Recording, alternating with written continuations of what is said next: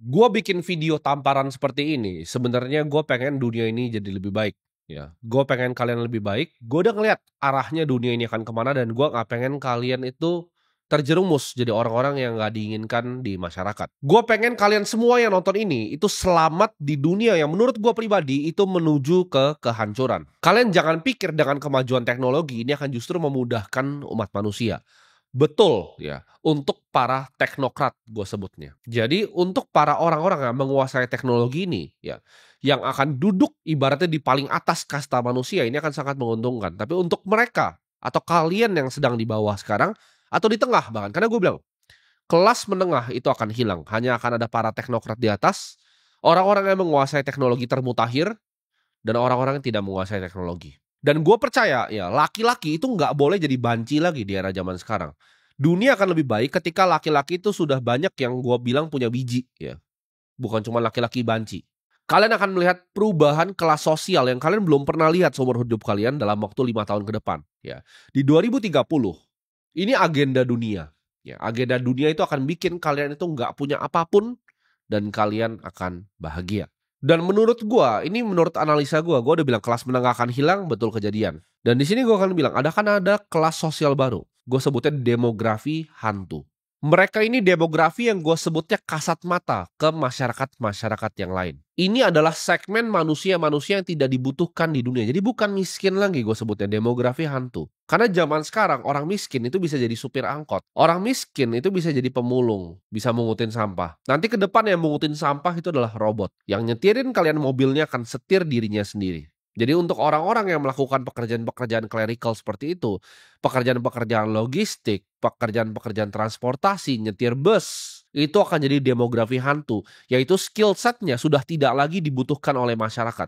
Akuntan di era sekarang ya kalian bilang, oh apa saudara saya akuntan, hidupnya lumayan, gajinya UMR lebih sedikit, bisa beli motor sama bisa nyicil rumah. Itu tidak akan ada lagi ya. Akuntan tuh akan jadi pekerjaan sampah gue sebut di sini.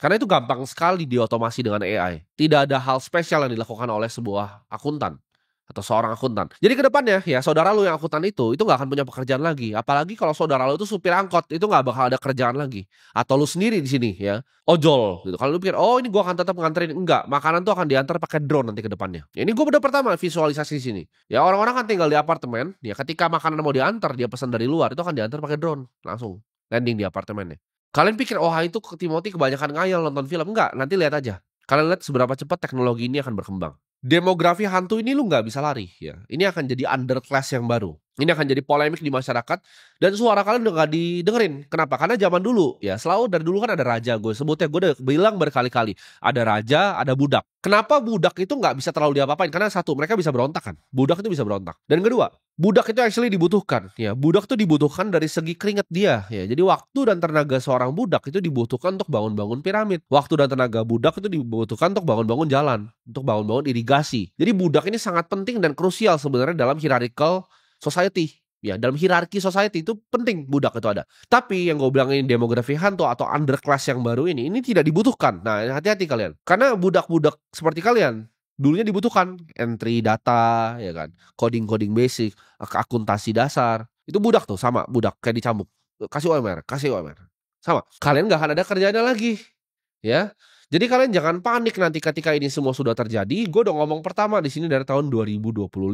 Dulu gue bilang kelas menengah hilang, kalian ketawa. Dulu gue juga bilang, kalau sertifikat rumah itu bukan punya kalian tuh nggak punya apapun, itu cuma kertas bos. Ya, kertas yang dibuat sama pemerintah. Lu tidak punya kuasa akan kertas itu. Mereka mau membangun proyek strategis, kertas lu itu nggak berguna. Gue udah ngomong kayak gitu sampai gue berbusa, tapi dulu gue diketawain. Tapi sekarang kalian udah gak ketawa lagi kan. Ketika satu persatu yang gue omongin di video-video seperti itu jadi kenyataan, lu mulai mikir, oh seberapa goblok dan arogan gue untuk gak dengerin Timothy. Gue nggak lebih pintar ya ternyata dari dia. Ya itu kenapa lu miskin gitu. Kalian harus paham ya bahwa kebanyakan tentang manusia ya, tentang manusia. Konstruk yang manusia ciptakan sendiri seperti moral, hukum dan bahkan uang.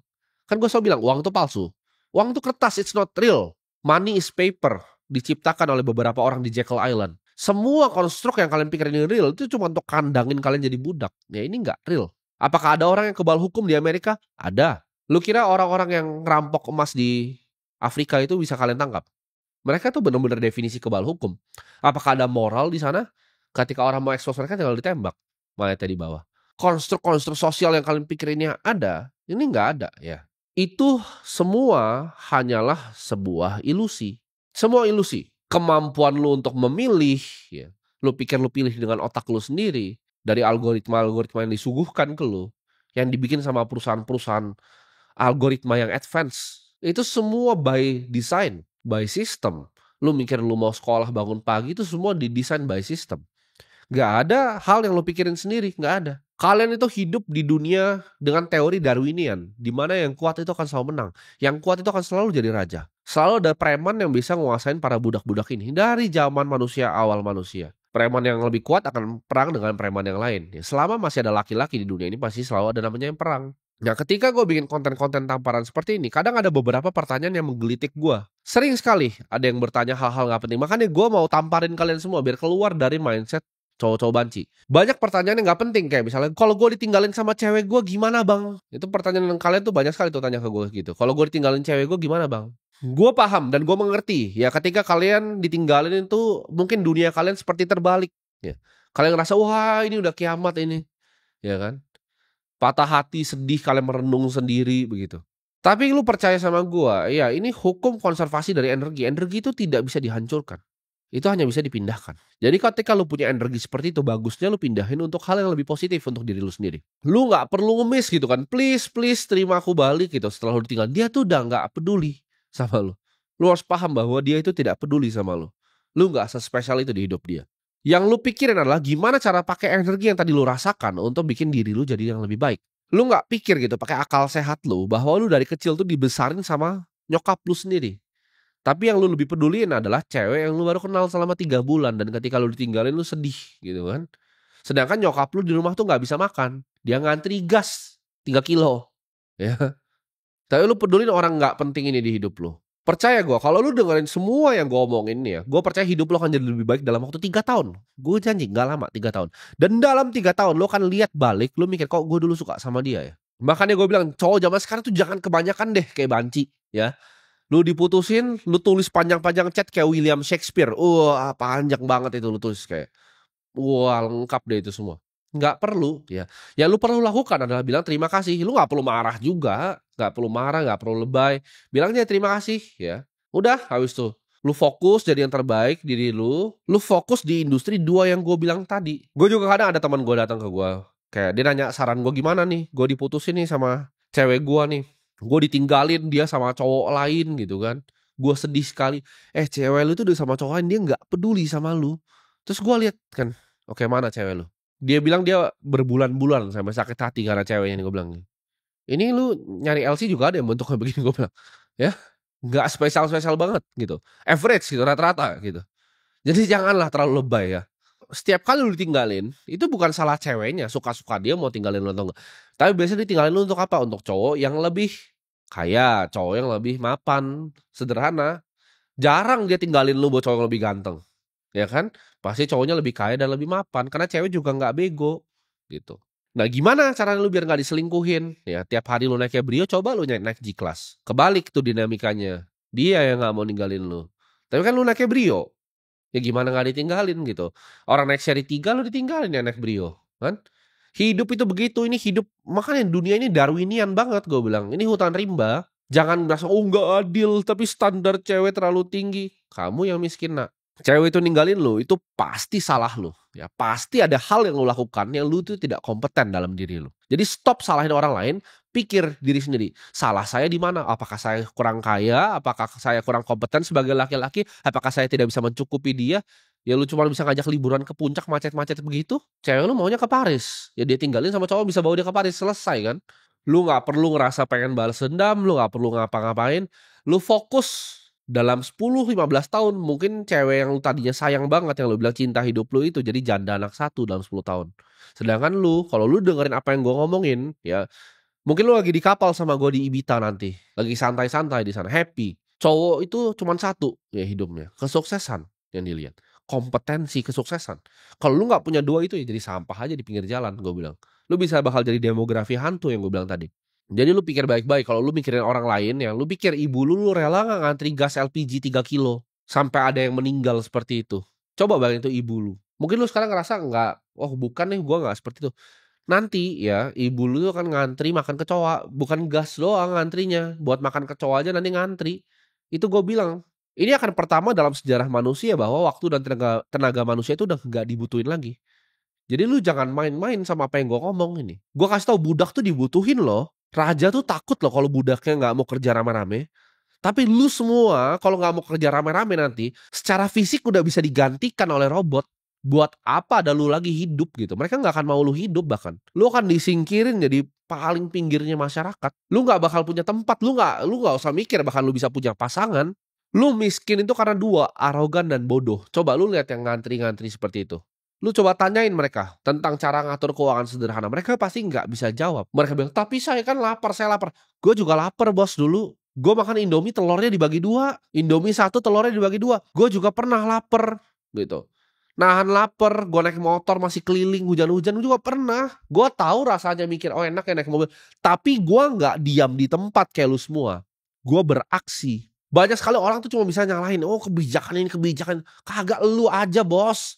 Skill issue gue bilang. Masalah skill. Lu nggak punya skill, nggak punya kompetensi, nggak punya otak dan goblok gitu. Makanya lu begitu, makanya lu lapar, anak lu lapar. Lu bayangin nggak bilang, anak saya lapar. Lu kerja bos. Gue tampar kalau ada orang kayak begitu depan gue tampar beneran. Karena gue juga lapar dulu. Gue ketika ngeliat nyokap gue dulu, gue nggak bisa biayain dia masuk rumah sakit kelas 3 yang batu-batuk semua orang. Gue mikir, gue nggak bisa tidur gitu loh. Lu anak lu, saya lapar malah teriak ke orang gitu di kamera, saya lapar, saya lapar. Lu laki-laki nggak berguna, bagus mati aja gitu. Lu kalau bisa bikin sampai anak lu sampai nggak bisa makan, lu nggak usah punya anak. Itu tindakan kriminal lu punya anak di saat kondisi lu kayak gitu. Lu cuman pengen ngewenya doang, nggak pengen tanggung jawab, ya kan gila gitu. Nanti orang yang lu salahkan ini akan berubah terus. Sekarang lu salahin pemerintah, oke. Nextnya lu akan salahin orang yang bikin teknologinya. Lu akan salahin orang yang bikin robotnya nanti. Oh, gara-gara dia bikin robot, mari kita bunuh dia gitu. Paling gitu. Karena saya anaknya lapar, anak saya lapar. Gua itu bahkan di tahap gua sekarang ya, setiap hari yang gua lakukan adalah gua coba untuk jadi sedikit lebih baik dari gua sebelumnya. Setiap jam ya, mata gua terbuka, gua mikir tentang kerja. Gua mikir gimana caranya gua bisa lebih kompetitif lagi, gimana cara gua bisa berkompetisi lebih bagus lagi. Every fucking waking hour of my life, itu yang selalu gua pikirin day by day, hari demi hari. Gimana caranya saya jadi lebih baik, gimana caranya satu yang gua kerjain itu jadi lebih baik. Lu mikir, oke gua pengen, usaha ini, usaha ini, enggak, lu buka satu aja tolol gitu. Lu harus punya yang namanya humility. Lu harus humble akan diri lu sendiri. Lu nggak bisa kerjain semua hal. Gua pun tahu gua tidak bisa kerjain semua hal. Yang gua bisa kerjain itu cuma hanya investasi. Dan yang gua kerjain hanya di sana, gitu. Dan lu dengan semua fasilitas yang ada sekarang, lu semua yang nonton ini, lu masih bisa nonton ini tuh fasilitas lu. Lu bisa buka YouTube, lu punya internet, lu punya handphone untuk lihat ini. Tapi lu lihat sekarang hidup lu bagaimana? Lu masa tega lihat orang tua lu nanti rumahnya digusur ya? Lu tega gitu, semua harta yang lu bikin tuh diambil sama inflasi dan lu nggak mau belajar. Gua kalau ada fasilitas seperti sekarang, itu gua punya rumah gua jual buat belajar, Bos. Kenapa? Karena gua itu jatuh bangunnya itu jauh lebih mahal dibanding proses apa yang ada di kepala gua sekarang. Jadi kalau itu bisa gua bayar duluan, gagalnya gua bayar, gagalnya gua belajar sama orang lain. Lu harus percaya ya, kalau lu ya, lu bilang, "Anak saya lapar, anak saya lapar." Orang itu kalau nggak nyaman, lu coba tidur ya, lu tidur gua serakin paku nih, lu tidur di samping gua gini. Lu nyaman nggak tidur di situ? Lu nggak nyaman. Orang sederhana ya, lu tidur ya, tapi tangan lu salah aja lu pasti lu pengen pindahin kan tangan lu kan. Kalau sampai anak lu lapar udah 5 tahun nih, anak lu, saya lapar." Itu lu nyaman, lu tuh kayak tidur di karton gitu loh. Manusia itu tidak bisa loh tidur di paku begitu karena nggak nyaman. Kalau lu nyaman di situ karena lu memang mau di situ. Ngerti nggak? Lu memang pengen hidup lu di situ. Lu kalau lihat nyokap lu yang masih ngantri gas, lu lihat bapak lu tuh kerja begitu dan lu susah cari kerja. Lu berarti nyaman di situ. Lu cuman lanjut aja nonton terus konten-konten nggak berguna gitu kan. Lu main game terus lu nyaman bos hidup kayak gitu. Gua di saat susah, saat gua makan aja Indomie telur bagi 2, itu yang gua pikirin apa setiap harinya, gua nggak bisa tidur. Gua pikirin gimana cara gua bikin, gimana cara gua ini, aksi aksi aksi, belajar belajar belajar, gua belajar terus, gua aksi terus, gua coba terus, gua nggak pernah nyerah kayak lu. Lu kalau hidup lu masih 3 tahun, 5 tahun masih begitu-begitu aja, ya lu berarti lu suka di situ, lu suka tidur di situ gitu loh. Lu jangan bohongin diri sendiri kalau, saya begini." Itu dia cuma teriak-teriak depan kamera, balik ke rumah juga ngerokok lagi di depan kayak orang tolol gitu. Gue kadang mikir kalau gue liat orang kayak begitu tuh, gue masuk ke dalam kepalanya apa sih yang dia pikirin gitu kan. Tapi saya susah, saya butuh bantuan, saya butuh subsidi. Semua orang juga susah, Bos. Semua orang juga lapar. Semua karyawan gue di sini kerja mati-matian sampai malam.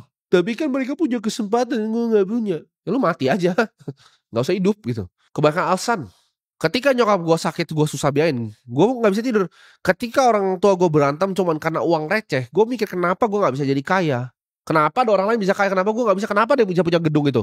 Kenapa gue nggak bisa punya gedung itu? Gitu. Lu jangan nonton ini, lu merasa semangat tapi cuma 1 jam gitu kan. Lu panas sejam terus kayak udah lu berhenti. Aksi, konsisten, terus menerus gitu. Jangan cuma sejam, 5 tahun setiap hari lu jangan stop kerja. Tiap hari Sabtu, Minggu kerja, Senin, Selasa, ya. 7 hari seminggu lu kerja.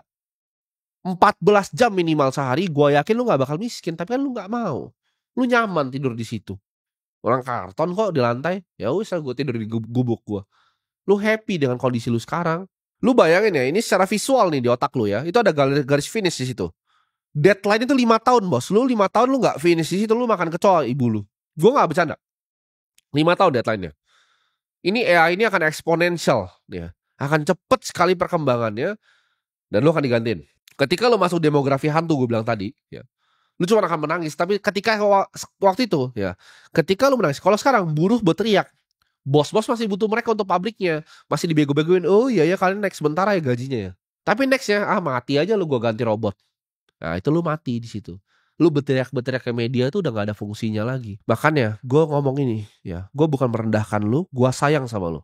Gue pengen lu berubah. Gue tahu garis finishnya itu deket. Ya waktunya tuh 5 tahun lagi. Ayo lari gitu. Pantat tuh gue tampar gini. Lari gitu. Kalau perlu rambut tuh gue jambak. Gue bawa gitu. Karena serius gue. Ketika nanti udah 2030 ya. 2035, 2040. Gue ngeliat orang-orang begitu. Gue gak akan kasihan lagi. Karena gue udah capek-capek nih. Karena ngapain gue buang waktu gue.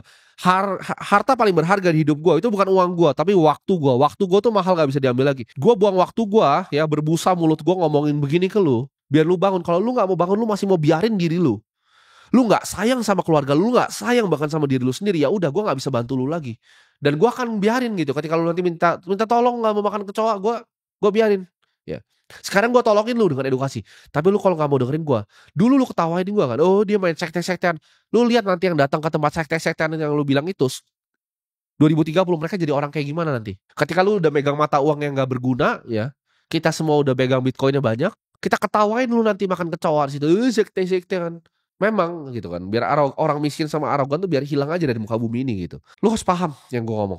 Sekarang lu bisa berteriak ke media karena lu masih dibutuhin. Lu masih budak yang dibutuhin waktu dan tenaganya. Tapi ini pertama kali dalam sejarah manusia teknologi itu cukup canggih untuk menggantikan budak. Premisnya itu. Teknologi itu cukup canggih untuk menggantikan budak. Jadi lu jangan harap nanti ada hak manusia lu. Ada hak lu ngapa-ngapain. Tidak ada hak lu. Lu tidak punya hak kan lu tidak berguna nanti ke depannya. Jadi sampai jumpa di 2030 ya. Lu kalau mau berubah, berubahnya sekarang dan now it's your time.